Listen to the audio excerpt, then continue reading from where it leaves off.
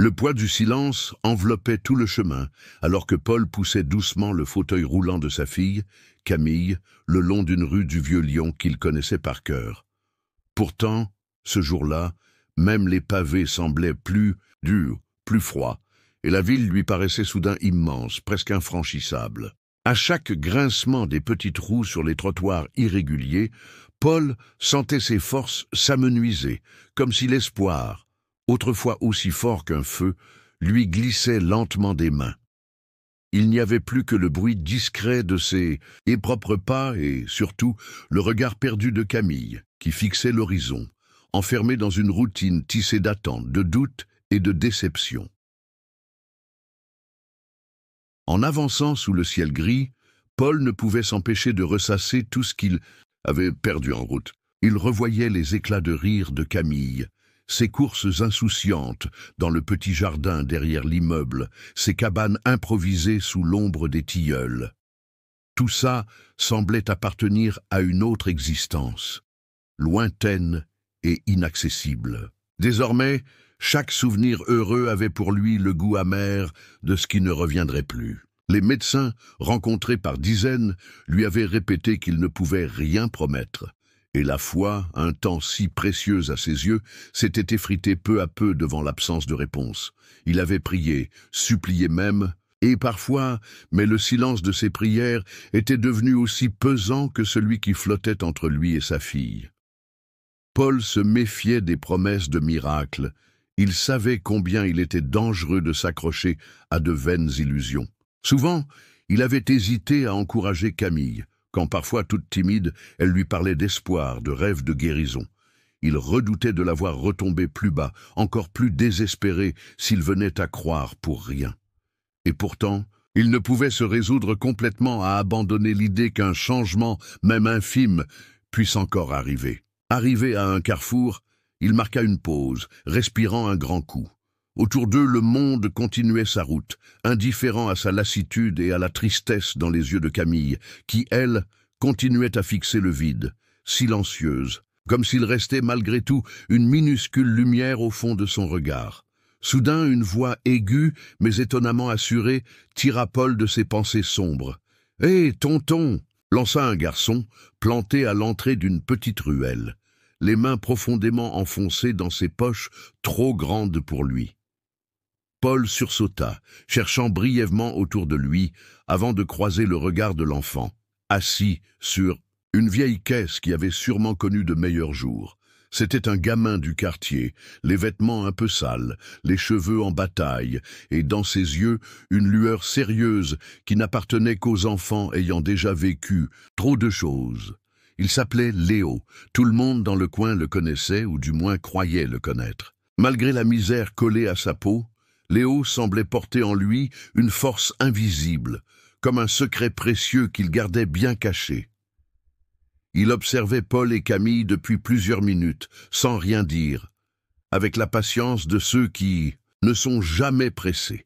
Léo finit par s'approcher, son pas léger trahissant une habitude des rues, puis se planta devant eux, droit, presque solennel.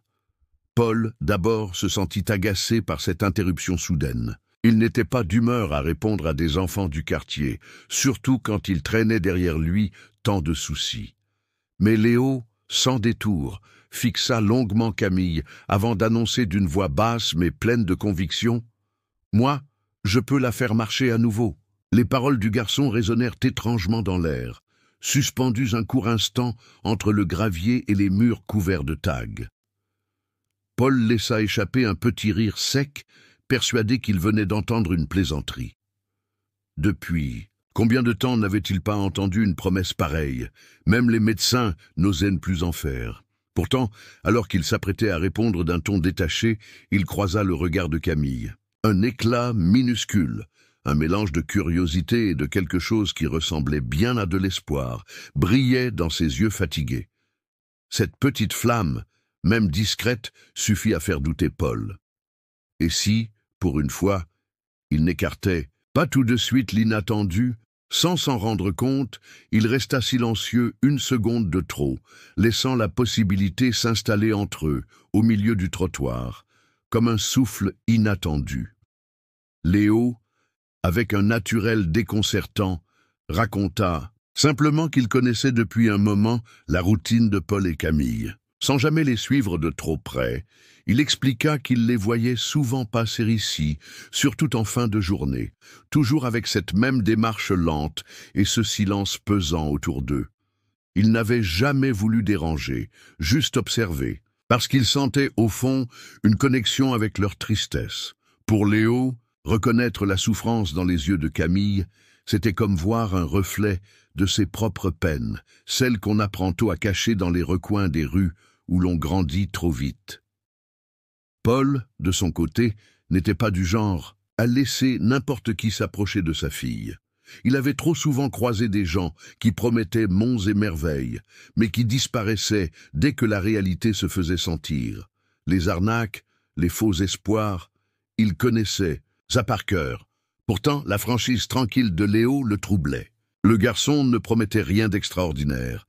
Il ne venait ni avec des mots compliqués, ni avec des histoires extraordinaires. Il parlait juste, posé, avec une certitude étonnante pour quelqu'un de son âge. Ses paroles n'étaient pas des slogans, mais laissaient transparaître un vrai désir d'aider, sans rien attendre en retour. Camille, elle, sentit tout de suite que quelque chose changeait dans l'air. Depuis des mois, même les adultes ne voyaient plus vraiment sa tristesse. On parlait à côté d'elle, on évitait de mentionner ce qui n'allait pas. Mais là, ce jeune garçon, sorti de nulle part, osait regarder sa douleur en face. Il n'essayait, et pas de la rassurer, avec de grandes phrases, ou de minimiser ce qu'elle vivait. Il mettait, au contraire, des mots simples sur ce qu'elle ressentait. Le manque, la nostalgie de courir, le poids de l'immobilité. Rien que pour ça, elle se sentit un peu moins invisible. Cette proposition, même un peu folle, réveilla alors chez Camille un début de flamme. Elle savait que tant de promesses avaient déjà été faites et toutes bafouées. Mais quelque part, elle se surprit à vouloir, elle aussi, y croire encore une fois. Après tout, si la vie réservait parfois des surprises, pourquoi celle-ci ne viendrait-elle pas d'un coin de rue, portée par un garçon qu'on n'attendait pas? Le regard suppliant de Camille transperça un court instant le mur de fatigue et de doute qui entourait Paul depuis si longtemps.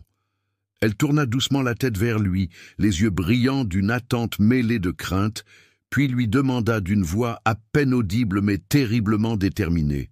« On peut y aller. » Ce simple mot, posé comme une prière, força Paul à s'arrêter un moment, à réfléchir à ce qui comptait vraiment. Il sentit dans sa poitrine l'ombre de cette ancienne envie d'y croire, cette envie qui s'était fait discrète au fil du temps, à force de déception.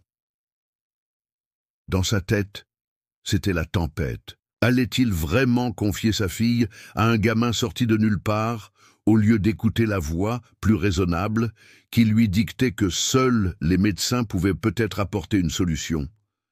Mais voir Camille ainsi, suspendue à sa réponse, lui fit mal au cœur.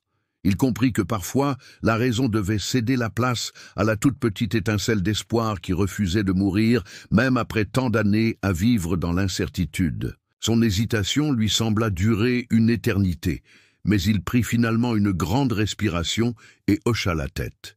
Camille laissa alors un léger sourire traverser son visage fatigué, comme si elle retrouvait le goût de rêver. Léo, à qui rien n'échappait, acquiesça avec un sérieux inattendu pour un enfant de son âge. Il fit signe au duo de le suivre, prenant les devants d'un pas assuré. Ils quittèrent les rues qu'ils connaissaient, s'aventurant dans un labyrinthe de petites allées que ni Paul ni Camille n'avaient jamais empruntées. Les trottoirs disparaissaient parfois sous les herbes folles. Quelques chats filaient dans l'ombre dégagée des vieux bâtiments, et on sentait que le quartier prenait un air nouveau, inconnu, presque secret. À chaque tournant, Paul hésitait à rebrousser chemin, mais à chaque fois, il croisait le regard de sa fille, déterminé à donner une chance à ce miracle improbable. Tout autour d'eux, le bruit de la ville laissait peu à peu la place à ce silence particulier des endroits délaissés, où chaque pas semblait résonner plus fort. C'était comme si, dans ce décor banal, l'idée d'espérer reprenait petit à petit la place qu'on lui avait volée depuis trop longtemps. Le trajet emprunté par Léo dessinait petit à petit une sorte de frontière invisible, comme si derrière chaque croisement, il fallait choisir de rester du côté de ceux qui renoncent ou d'oser rejoindre ceux qui continuent d'espérer. Paul sentait chaque secousse de la chaise de Camille comme un rappel de ses angoisses profondes. Il n'était pas dupe. La ville était pleine d'histoires où des familles fragiles se faisaient avoir par de fausses promesses. Et puis, à chaque bruit suspect, à chaque ruelle à l'aspect un peu douteux, il imaginait le pire, une arnaque, un piège, ou tout simplement la honte de se laisser entraîner, loin de toute logique. Pourtant, chaque fois qu'il observait Léo, il remarquait que le garçon ne semblait jamais nerveux. Son pas était égal, presque serein, et il jetait de rapides coups d'œil à Camille, comme pour s'assurer qu'elle allait bien. Il prenait parfois la peine de soulever un obstacle sur leur route ou de ralentir pour ne pas brusquer le fauteuil. Cette attention discrète, cette façon de ne rien promettre mais de s'occuper de chaque détail, apaisait un peu à peu Paul. Il comprit qu'il n'était plus question de magie à l'ancienne, mais plutôt d'un miracle simple, celui de sentir une présence sincère lorsque tout paraît perdu.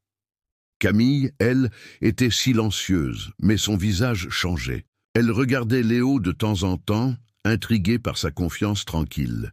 Jamais personne ne l'avait menée ainsi dans un endroit inconnu, sans la traiter comme un fardeau.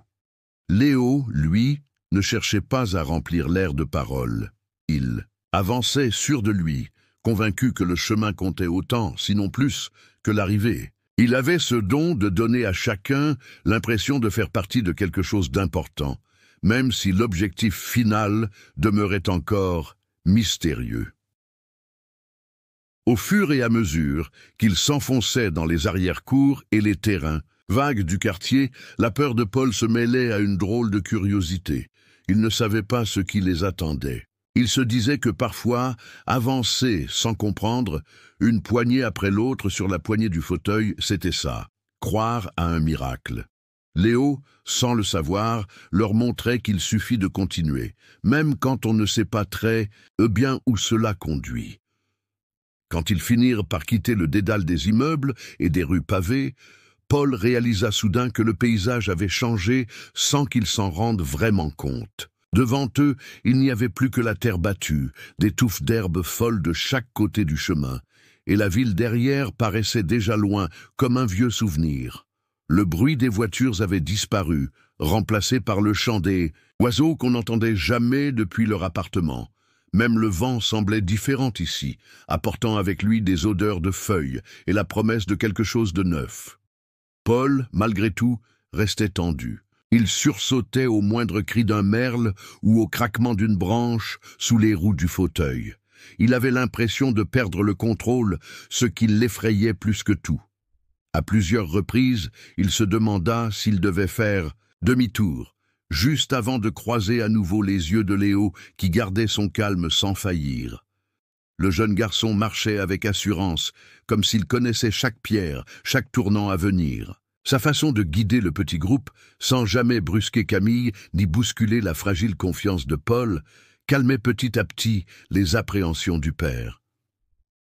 Camille, de son côté, vivait quelque chose d'inédit. Elle sentait la roue de son fauteuil s'enfoncer par moments dans la terre molle et ça lui donnait l'impression d'une aventure. L'angoisse était là, bien sûr, car l'inconnu faisait parfois peur, mais quelque chose de rare grandissait en elle. Le goût de tenter le coup, de risquer, même si l'issue n'était pas certaine. Elle savait que la plupart des adultes autour d'elle ne prenaient plus ce genre de détour depuis longtemps. Mais aujourd'hui, avec Léo et son père, la possibilité d'un miracle, aussi incertaine soit-elle, valait pour elle plus que toutes les anciennes promesses envolées. Tout au long du sentier, la lumière filtrait à travers les branches, dessinant des taches dorées sur la terre et les visages. On aurait dit que la nature elle-même les invitait à avancer, à sortir des sentiers battus qu'ils s'imposaient depuis trop longtemps. Paul n'avait jamais aimé l'inconnu, mais il sentit qu'il n'était plus possible de faire marche arrière. Ici, devant la forêt, c'était comme si la chance de croire à nouveau se jouait à chaque foulée. Au bout du sentier, Quand la végétation devint moins dense, un vieux chalet en bois apparut lentement au détour d'un buisson.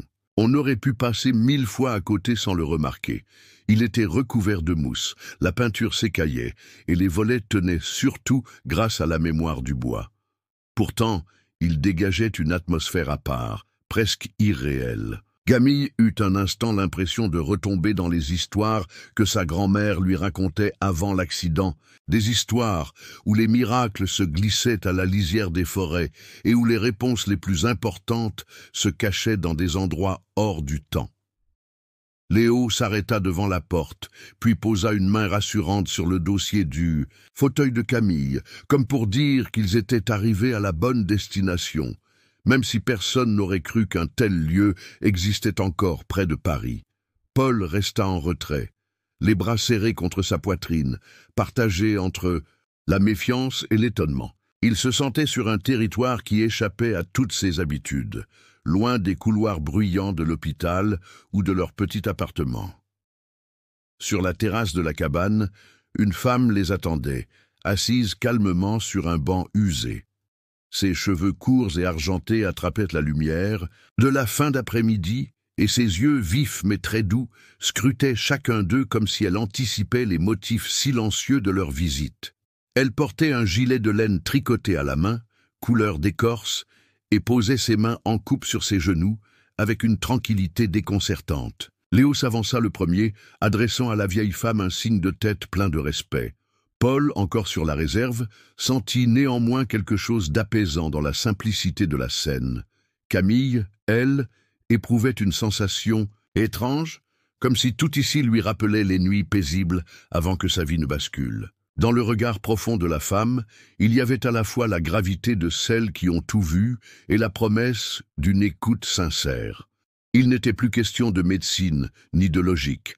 La cabane semblait ouvrir une parenthèse où l'espoir avait le droit de respirer, même pour ceux qui n'y croyaient plus tout à fait. Madeleine accueillit Camille avec une douceur qui surprit tout le monde. Au lieu d'aller trop vite, elle se pencha légèrement, posant sa main sur le bois du fauteuil, et demanda d'une voix calme « Est-ce que je peux toucher tes genoux ?» Camille, il n'y avait aucune insistance, juste une attention sincère, comme si elle savait que chaque geste comptait. Camille acquiesça d'un mouvement timide. Paul, lui, sentit sa gorge se serrer. Accepter ce contact, c'était comme laisser tomber pour un instant toutes les défenses construites au fil des années. Ça ne ressemblait à rien de ce qu'il avait connu à Sainte-Anne ou dans les centres spécialisés de Paris. Ici, pas de blouse blanche, pas de dossiers médicaux posés sur la table, juste le crépitement du bois et la lumière douce filtrant dans la vieille pièce. Léo, debout à côté, échangea un regard plein de certitude avec Madeleine. Ils se comprenaient sans parler, comme deux personnes qui savent garder des secrets sans jamais en faire un poids. Ce bref échange, Paul le remarqua, et il y lut une forme de promesse. Ce qui se passait ici reposerait surtout sur la confiance, pas sur des garanties. Malgré lui, il sentit son esprit s'ouvrir et son inquiétude diminua d'un cran. Madeleine posa alors ses deux mains tièdes sur les genoux de Camille. Il n'y eut pas de mots mystérieux, ni de prières étranges. Elle se contenta de fermer les yeux et de respirer lentement, comme pour capter l'énergie du moment. Camille, d'abord raide sur son fauteuil, se détendit petit à petit, absorbant le calme de Madeleine comme on s'imprègne d'un parfum familier. Dans ce silence, le temps semblait suspendu. Seul le chant lointain d'un rouge-gorge rappelait au groupe qu'il n'était pas seul, mais relié à une multitude de petites vies invisibles alentour. Au fond d'elle, Camille voulait croire qu'il restait une part de magie dans ce monde. Ce simple contact entre les mains d'une étrangère avec des cheveux d'argent et un sourire qui avait traversé 100 hivers avait déjà changé quelque chose, même si ce n'était que pour quelques minutes. Et Paul, pour la première fois depuis longtemps, comprit que laisser la porte entr'ouverte à l'inattendu pouvait offrir à sa fille autre chose qu'un simple traitement. Un vrai moment d'espoir partagé. Le contact de Madeleine sur les genoux de Camille s'accompagna soudain d'un petit souffle de musique. Ce n'était pas un air bien défini, juste une mélodie douce qui semblait flotter dans l'air, aussi légère qu'une brise. On aurait juré que le vent, filtrant à travers les fissures du bois de la cabane, chuchotait à leur place. D'abord, personne n'osa rompre le silence. Paul fixait la scène, hésitant entre doute et émerveillement, tandis que Léo croisait les bras, l'air de dire que ce genre de moment existait simplement, sans avoir besoin d'être compris. Pour Camille, ce fut plus étrange encore. Elle sentit, dans le calme dense de la pièce, quelque chose remuer au fond d'elle-même, un frisson minuscule, et pourtant bien réel. Ça commença par une sensation froide qui remonta lentement, depuis ses talons, traversant ses jambes endormies jusqu'à ses genoux, là où Madeleine gardait ses paumes bien posées. Ce frisson, elle ne l'avait pas connu depuis l'accident. Jamais un kiné ni un médecin n'avait réussi à lui faire ressentir la moindre vie, pas même en rêve. Camille retint d'abord son souffle, inquiète de n'être que la proie d'une illusion. Mais la sensation ne disparaissait pas. Elle se demanda si elle osait en parler ou si le silence devait durer encore. Dans la pièce, personne ne bougeait vraiment. Le bois de la cabane craquait, le rouge-gorge dehors continua son chant, mais tout semblait très loin, comme filtré par une nouvelle réalité. Paul, lui, dut se retenir pour ne pas interrompre la scène. Il sentit son cœur battre plus vite, chaque seconde pesant davantage.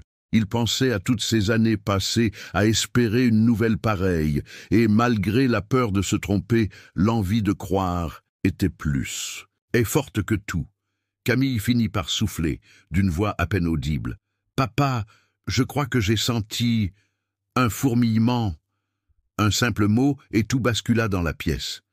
Le souffle court, Paul sentit ses yeux piquer.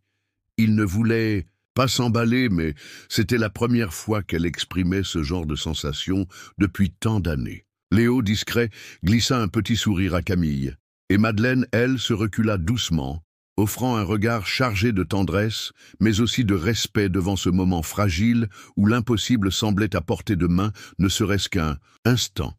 Le regard de Madeleine se fit plus doux encore, laissant deviner toute la compassion qu'elle éprouvait pour Camille. Elle expliqua doucement, presque en murmurant, que le blocage que subissait la jeune fille ne venait pas uniquement de son corps, mais surtout de quelque chose de plus profond. Selon elle, c'était l'âme de Camille qui s'était figée, enfermée dans une paralysie qu'aucun docteur ne pouvait mesurer.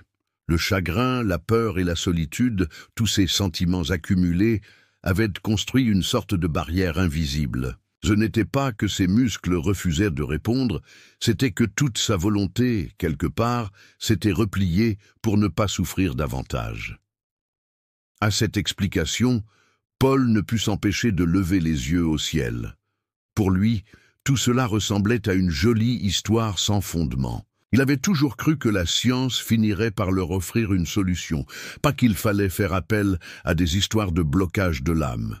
Mais dans cette pièce, alors que tout le monde retenait son souffle et que Camille continuait à fixer ses genoux, la rationalité de Paul semblait hors de propos. Il aurait voulu balayer cette tension et ramener tout le monde sur terre, mais il sentait désormais que personne ne souhaitait vraiment revenir trop vite à la réalité. Camille, au contraire, laissa la possibilité entr'ouverte. Même si elle n'était pas sûre de comprendre la vie de Madeleine, elle avait envie de croire que, parfois, il fallait dépasser ce que les médecins pensaient possible. Le silence s'installa, presque solennel, jusqu'à ce que Madeleine glisse un nouveau conseil. Elle posa la main sur l'épaule de Camille et lui demanda d'essayer de se lever juste une fois, sans se soucier du résultat. Ce n'était pas un ordre, plus une invitation, un appel à faire confiance à cette chance minuscule laissée par l'imprévu. Léo, lui, resta immobile, mais son regard encouragea Camille à tenter le geste. Paul retenait son souffle, partagé entre l'envie de protéger sa fille de la déception et l'espoir, tenace, que quelque chose se passe pour de vrai. Cette tension entre le doute et l'audace envahit la cabane. On aurait dit que le monde entier attendait, suspendu à la possibilité de l'incroyable, prêt à croire ou à tomber dans l'oubli selon le choix de Camille.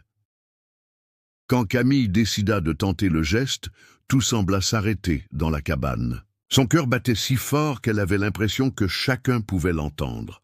Elle sentit la main rassurante de Madeleine sur son épaule et le regard silencieux de Léo posé sur elle, comme une promesse qu'on ne lâche jamais.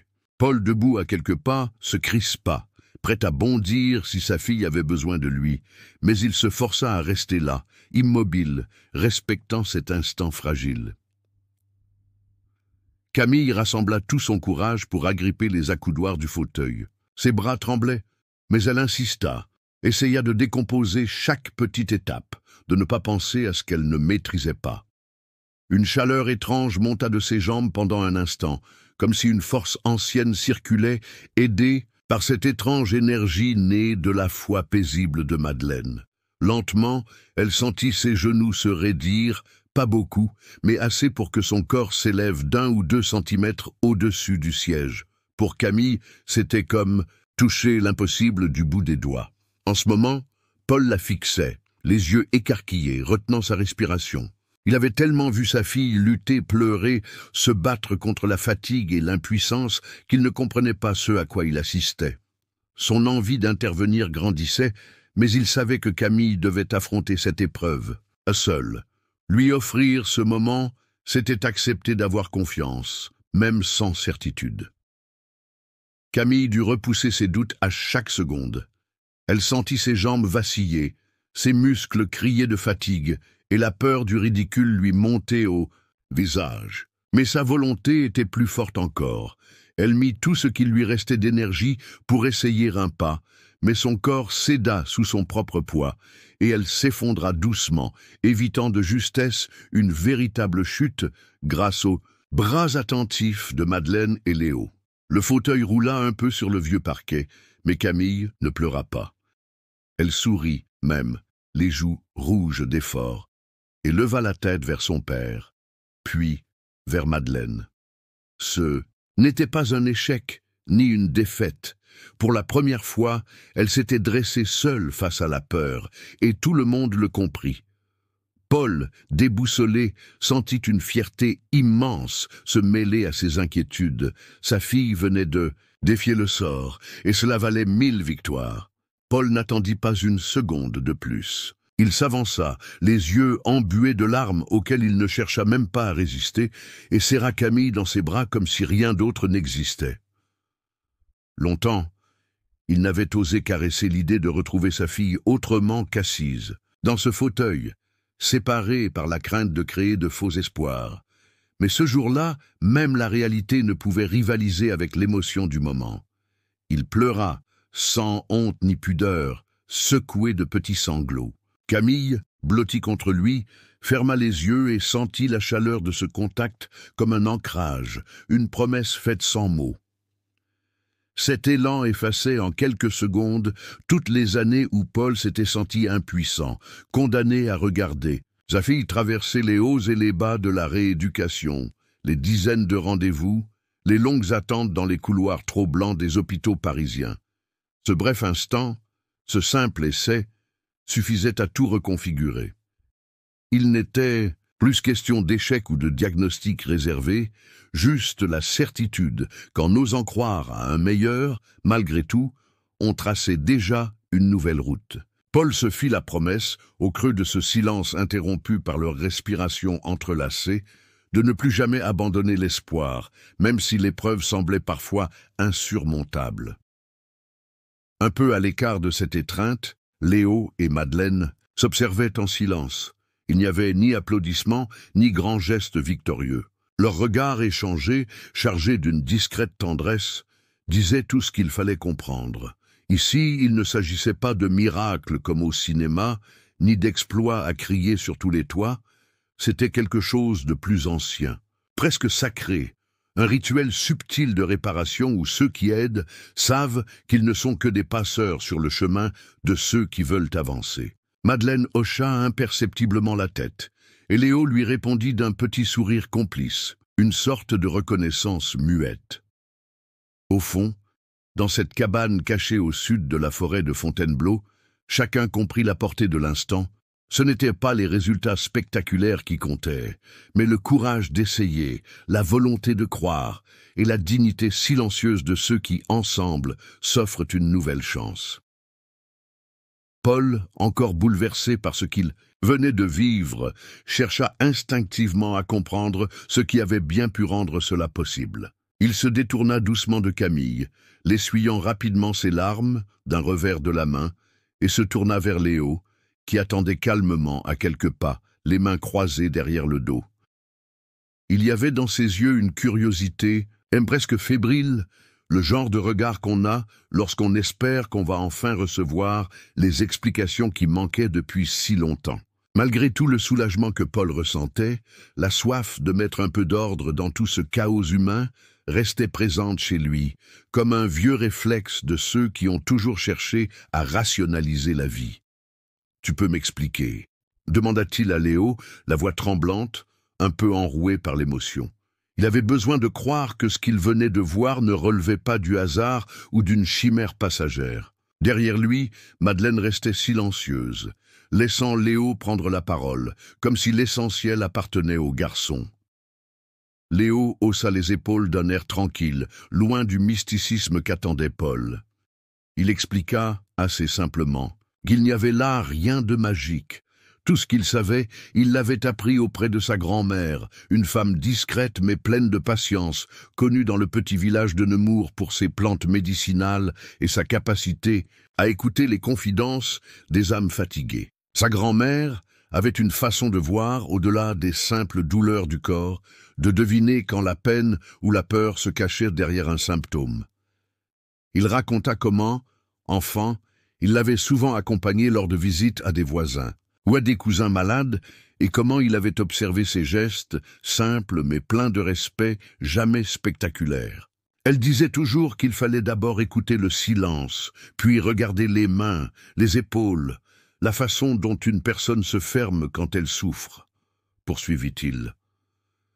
Ce n'était ni un don inné, ni un secret jalousement gardé, juste une sagesse tissée au fil des jours, née d'un vrai contact avec la tristesse, l'isolement, quelque chose que l'on ne trouve dans aucun manuel de médecine, ni dans aucun diplôme.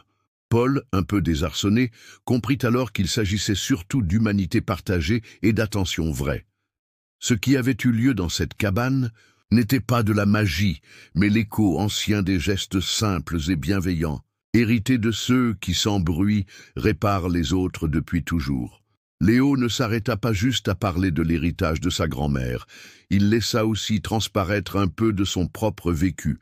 Il raconta, d'un ton simple, comment, dès le plus jeune âge, il s'était senti à part. Il avait été ce gamin différent, celui qui n'entrait jamais vraiment dans les cases imposées par l'école ou le village. Il avait connu les rires moqueurs dans la cour de récré, les chuchotements à son passage, parfois même l'ignorance sèche des adultes qui ne savaient pas quoi faire de cette différence. Ce n'est pas qu'il avait un secret ou un pouvoir étrange. C'est juste que ses silences, son regard rêveur et ses manières douces faisaient de lui un étranger à un monde qui préférait ce qui est vite compris. Ses propres blessures, il n'en parlait pas souvent.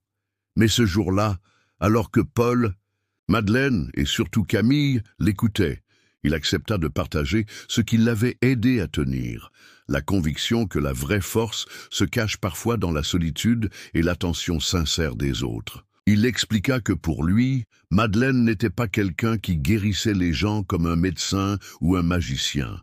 Elle faisait bien plus en rappelant à chacun qu'il avait le droit de se sentir à sa place, même dans la différence et la fragilité. Ce sentiment de retrouvailles intime, Léo savait à quel point il était rare et crucial. Camille, bien installée dans le fauteuil, sentit les mots de Léo résonner au fond d'elle. D'un coup, elle comprit qu'il n'était pas là pour sauver quiconque, ni même pour être admiré. Non, il connaissait, à sa manière, ce territoire difficile où la honte et le doute se mélangent à l'envie de vivre autrement. En le regardant parler sans détour, elle distingua une détresse jumelle à la sienne, ce même besoin d'un regard bienveillant posé sur ses faiblesses. Elle n'avait pas devant elle un héros, mais un allié dans les moments de chute. Un compagnon d'infortune qui partageait aussi ses espoirs. Cela changea tout pour Camille. Son cœur s'allégea à l'idée qu'on pouvait avancer à plusieurs dans les épreuves, et qu'au fond, ce qui les avait réunis dans cette cabane, c'était le courage de se reconnaître incomplet, mais jamais seul. Alors que la petite maison se remplissait d'une chaleur discrète mais profonde, un détail pesa soudain dans la pièce. Madeleine, qui jusque-là incarnait la douceur rassurante, n'était plus là. Sa présence semblait s'être dissipée comme un parfum lointain, laissant derrière elle une empreinte indéfinissable. Personne n'avait vraiment remarqué le moment exact où elle était partie, mais son absence ajouta une sorte de mélancolie aux échanges des trois restants. Léo, sans changer d'attitude, portait pourtant dans son regard la trace silencieuse de cette séparation.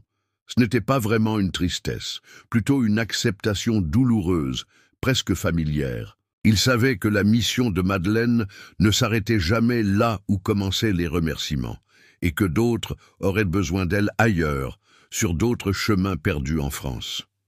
Depuis ce jour, Léo garda son cap, continuant à arpenter les lieux oubliés de la ville, apportant son attention aux mal-aimés, sans jamais chercher les applaudissements. Il marchait souvent seul, reconnaissable à sa façon d'écouter avant de parler, à sa franche humilité qui lui valait l'affection des gens du quartier. Il ne voulait pas de récompense. Il vivait modestement, ne collectionnant ni les médailles, ni les souvenirs de ceux qu'il croisait. Ce qui l'animait, c'était la simple conviction que le cycle du soin ne devait jamais s'interrompre tant que quelqu'un, quelque part, avait besoin qu'on lui tende la main. Paul, de son côté, observait Léo avec une sorte de respect nouveau. Touché par sa simplicité, il ne put s'empêcher de proposer tout ce qu'il pensait bien pour l'aider. Rendez-vous chez des spécialistes, accès aux meilleurs traitements, même un logement sous son propre toit si Léo en éprouvait le désir. Il aurait voulu offrir à ce jeune garçon le confort qu'il n'avait sans doute jamais connu, la certitude d'une sécurité durable. Mais, face à toutes ces propositions, Léo sourit doucement et recula sans dureté. Ce n'était pas là son chemin. Il expliqua à Paul d'une voix tranquille qu'il n'était pas fait pour la stabilité ou pour rester trop longtemps au même endroit. Sa place était auprès de ceux qu'on n'écoutait jamais, là où l'aide se fait rare et précieuse. Ce refus n'était ni de l'orgueil, ni de l'ingratitude, seulement la fidélité à cet engagement invisible. Paul, comprenant enfin, accepta la décision du garçon avec le respect qu'on doit à ceux qui choisissent de se consacrer aux autres. Léo prit le temps de contempler le petit rectangle de papier que Paul venait de lui tendre. Le carton, légèrement humide à cause de la pluie fine qui s'infiltrait encore depuis dehors, semblait peu à peu absorber la chaleur de sa main. Inscrit dessus, il y avait le prénom de Paul, un numéro de téléphone et une simple phrase écrite au stylo « N'hésite jamais, je serai là ».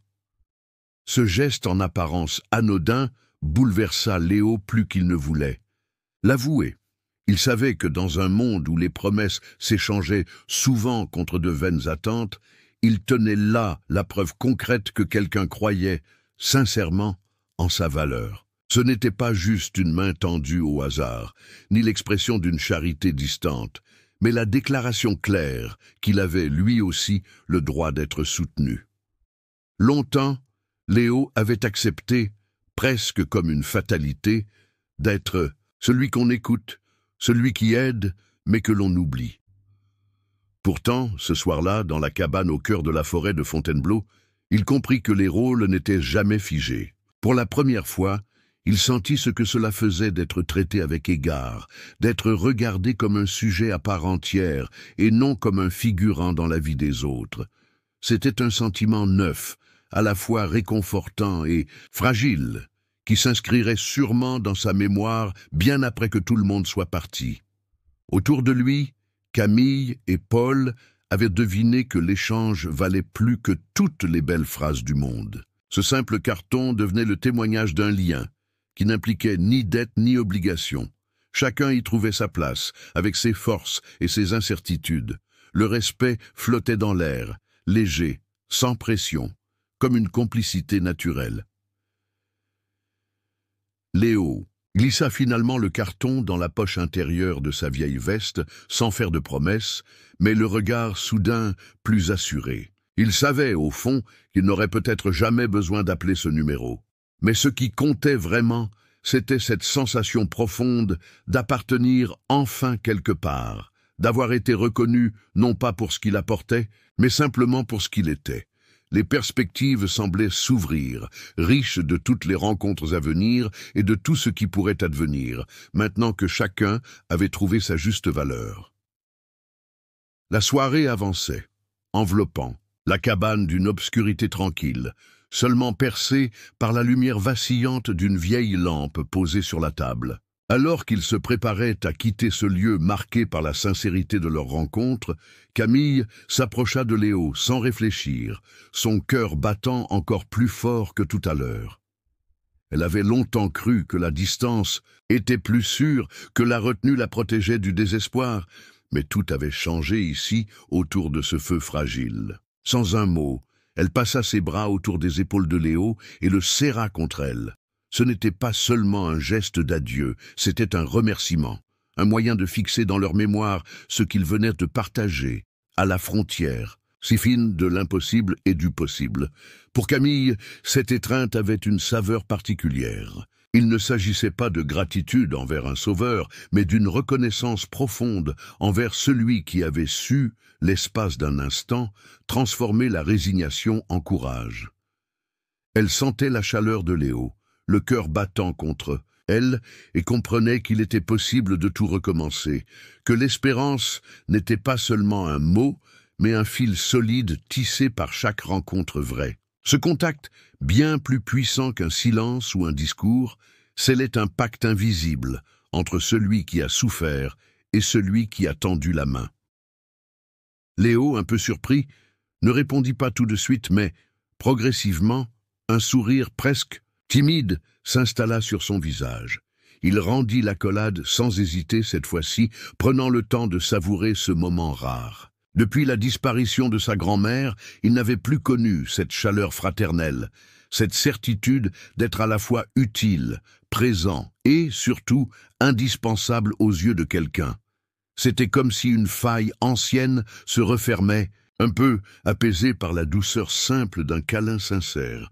Dans le silence qui suivit, chacun garda pour soi la promesse du souvenir. Camille savait maintenant que l'impossible n'était qu'un point de départ. Et Léo repartait, sa veste trouée, mais le cœur rempli de cette reconnaissance inattendue. Ce soir-là, ni la pluie ni le froid ne parvinrent à effacer la sensation d'avoir été, ne serait-ce qu'un instant, exactement à leur place dans le monde. Quelques jours plus tard, alors que le temps s'était un peu adouci, mais que le ciel restait couvert d'un gris doux, typique de cette fin d'automne en Marcellsine. Île-de-France, Camille retourna au collège Georges Brassens, situé juste à l'entrée de Nemours. C'était tôt le matin, et la cour résonnait déjà du brouhaha joyeux des élèves, entre lesquels elle avançait, encore un peu hésitante sur ses jambes. Sa démarche n'était pas assurée. Chaque pas semblait procéder d'un mince fil de volonté, mais rien ne pouvait gommer la réalité. Elle marchait, seule, sans aide, alors que personne n'y croyait vraiment. À mesure qu'elle traversait le pavé du préau, les conversations semblaient se suspendre. Même les surveillants, toujours pressés, ralentissaient le rythme pour la regarder passer. Il y eut d'abord l'étonnement. Certains élèves se frottaient les yeux comme s'ils craignaient de rêver. Puis le murmure de la nouveauté enfla, chacun murmurant à ses voisins que Camille était debout et avançait, bien droite, sans la béquille ni le fauteuil qui l'avait accompagnée si longtemps. Les professeurs, alertés par ce mouvement inhabituel, sortirent de la salle des profs pour constater de leurs propres yeux. Dans leurs regards, un étrange mélange d'incrédulité et de respect se lisait. Pour beaucoup, c'était la première fois depuis plusieurs années qu'ils voyaient Camille affronter la cour autrement qu'avec sa silhouette fragile roulée dans un fauteuil. À la récréation, la rumeur s'était répandue dans tout l'établissement. On l'interrogea, Certains élèves, des adultes pleins de curiosité, même la principale du collège, finit par s'approcher en espérant obtenir des explications. Mais face à leur insistance bienveillante, Camille esquiva les longues conversations. Elle se contenta d'un sourire discret et prononça toujours la même chose, d'une voix claire. « C'est grâce à un garçon qui a cru en moi. » Cette phrase, prononcée sans emphase, suffisait à résumer ce que personne ne pouvait expliquer et que la médecine avait rangé dans la case des espoirs infondés. Personne n'osa ajouter de questions. Au fond, chacun comprenait que parfois, l'essentiel ne se laisse pas analyser ni raconter. Les adultes restaient silencieux, ébranlés, autant que les enfants, et Camille, ce matin-là, devint bien plus qu'une élève ordinaire. Elle était devenue l'incarnation vivante de tout ce que l'on croyait impossible.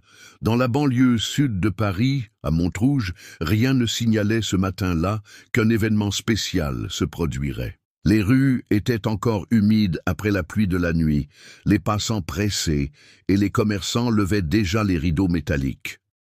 Entre les petits immeubles et les squares où quelques enfants jouaient avant la classe, Léo marchait tranquillement, un dossier sous le bras, son regard attentif à ce qui l'entourait. Contrairement à l'excitation et à la curiosité qui accompagnaient la transformation de Camille quelques jours auparavant, ce qu'il faisait aujourd'hui passait inaperçu, loin de toute attention. Ce matin-là, justement, Léo s'attarda près d'un banc, là où une fillette, Louise, fixait le sol, absorbée dans un silence épais. Son visage était grave, et son corps tendu, comme si un poids invisible l'empêchait de respirer à plein. Léo s'installa à côté d'elle sans rien dire, évitant tout regard brusque ou question pressante. Il savait reconnaître la détresse, celle que les adultes trop pressés ne voient plus. Surtout, il se souvenait de cet air absent et du mutisme obstiné, les siens d'autrefois, qu'il portait comme un vieux manteau. Pour Louise, la douleur n'avait pas de nom. Elle se nichait dans un secret lourd qu'elle n'arrivait pas à partager. Léo n'avait pas grand-chose à offrir, ni analyse, ni promesse en l'air, aucune solution rapide.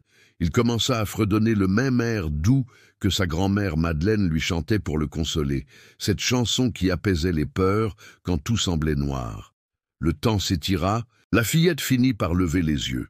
Il n'était pas là pour une victoire éclatante, ni pour un miracle, mais pour rendre l'attente moins froide. Sa présence, patiente et discrète, permettait à Louise de souffler en silence, de poser pour la première fois sa tristesse sans crainte d'être jugée ni pressée d'aller mieux. Rester, pour Léo, était devenu une nouveauté. Dans un monde où les gens filaient vite et ne s'attardaient jamais auprès de la douleur des autres, il choisissait la compagnie, simplement, sans rien promettre. Ce matin-là, il comprit que parfois le plus important n'était pas de tout réparer, c'était d'être là, vraiment, et de ne pas laisser les autres affronter seuls ce qu'ils ne peuvent encore nommer. Cette matinée ordinaire à Montrouge révélait, sans que personne ne le sache vraiment, la suite des changements profonds laissés par cette histoire. Ce n'était pas seulement Camille qui avait changé, ni Léo qui continuait à semer autour de lui des graines de soutien et d'écoute. C'était tout le petit monde qu'il formait. Paul, le père qui, depuis cette nuit-là dans la forêt de Fontainebleau, regardait sa fille avec plus de douceur et un nouveau respect. Camille, désormais habitée par une confiance timide mais nouvelle. Léo, qui puisait dans la mémoire de sa grand-mère, Madeleine, la force d'être simplement là pour ceux que la vie oubliait trop souvent.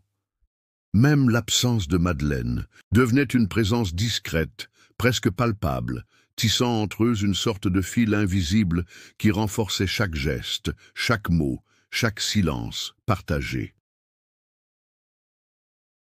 La transformation qui avait commencé dans cette cabane s'était peu à peu élargie, dépassant les frontières du possible, touchant collègues et inconnus, enseignant au passage que les miracles ne ressemblaient pas à ce qu'on imaginait. Il ne s'agissait pas d'une guérison spectaculaire ou de grandes annonces à la télévision.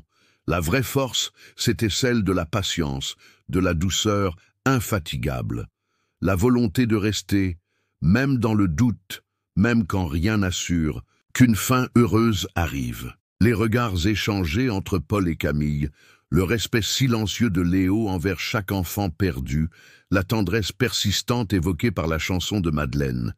Tout cela tissait, peu à peu, une toile de confiance que même les plus sceptiques finissaient par remarquer.